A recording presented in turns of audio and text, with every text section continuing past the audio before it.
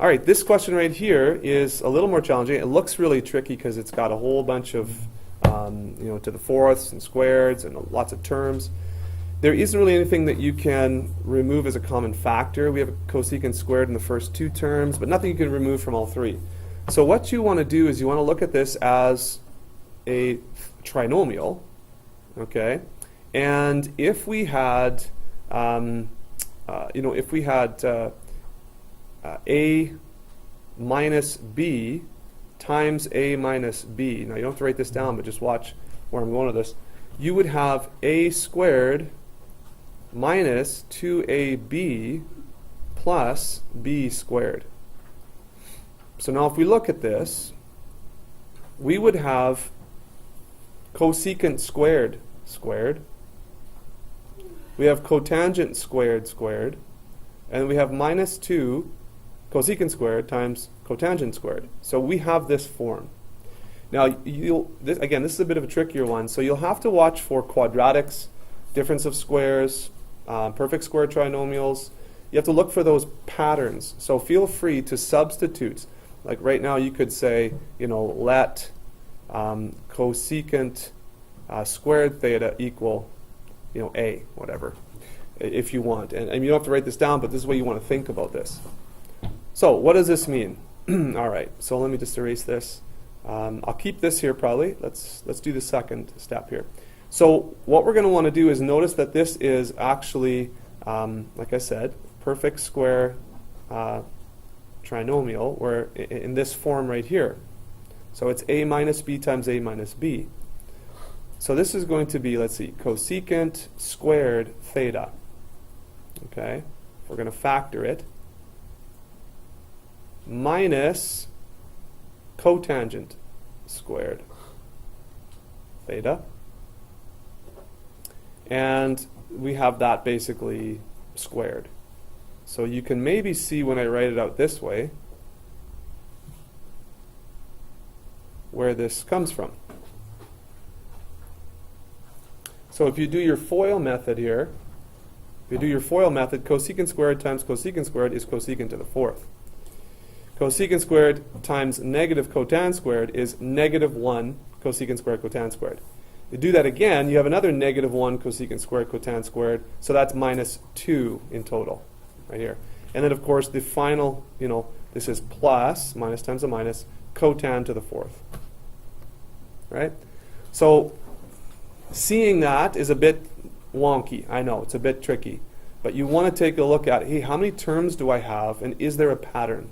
So you want to try and focus on that pattern. Okay, I'm going to get rid of this now.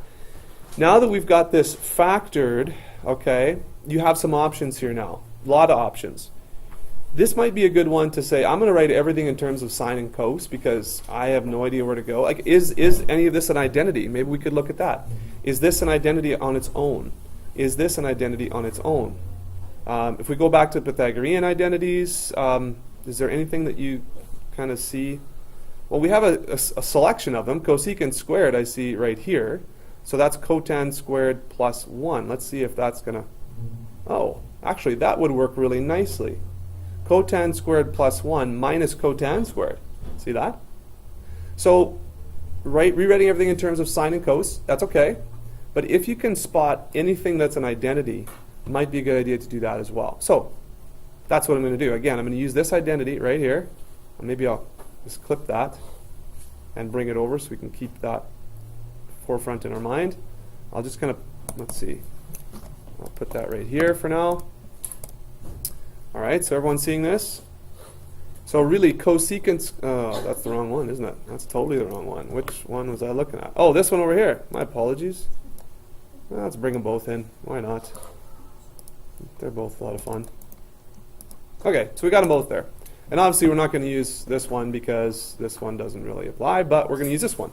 So cosecant squared is cotan squared plus 1, so that's what I'm going to do. I'm going to do cotan squared theta plus 1 minus cotan squared theta. You see that? I'll make myself a little bit of room here. And so the other one is exactly the same. So cosecant squared, of course, is cotan squared theta plus 1 minus cotan squared theta. And of course this right here, this turns into this in both cases. Okay, you following me? This is not the only way to do this. Absolutely not. As a matter of fact, I could turn everything into sine and cos. We could do that and see how that shakes out. We could do that. Because it's an identity, I mean, we're proving it's an identity, okay? So you have to know that this is going to work out somehow. There will be many paths to showing that this is going to work out. This is just one.